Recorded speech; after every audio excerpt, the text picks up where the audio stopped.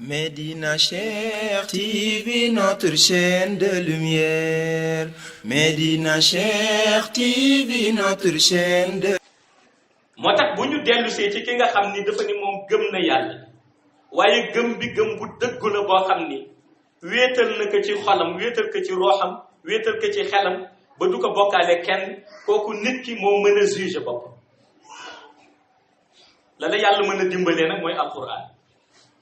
moo tax mu ni wa ilahukum ilahun wahid la ilaha illa huwa rahmanu rahim loolu la yàlla mën a dimbale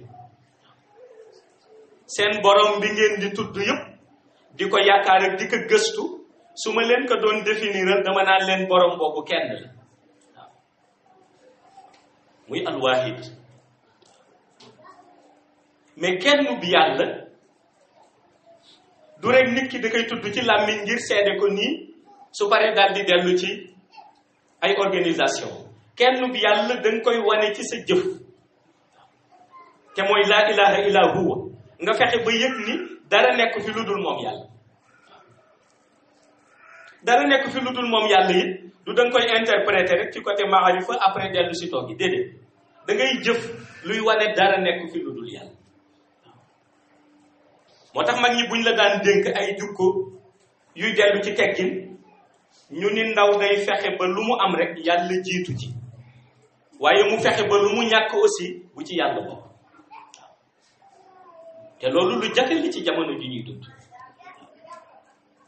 te mag ñi dañ ko daan dénkaane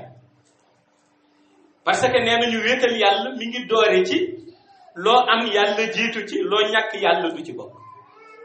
Cheikh TV bërëbu leer bërëbu Cheikh Tidiane Chérif mi nu jox Seydi Mouhamed El Cheikh sang bi di fi jàngale di fi seddale leer yi moom Mawlaaya Seydi Mouhamed El Cheikh sunu yaakaar tànn naa tey Médina Cheikh TV bërëbu leer bërëbu Cheikh Tidiane Chérif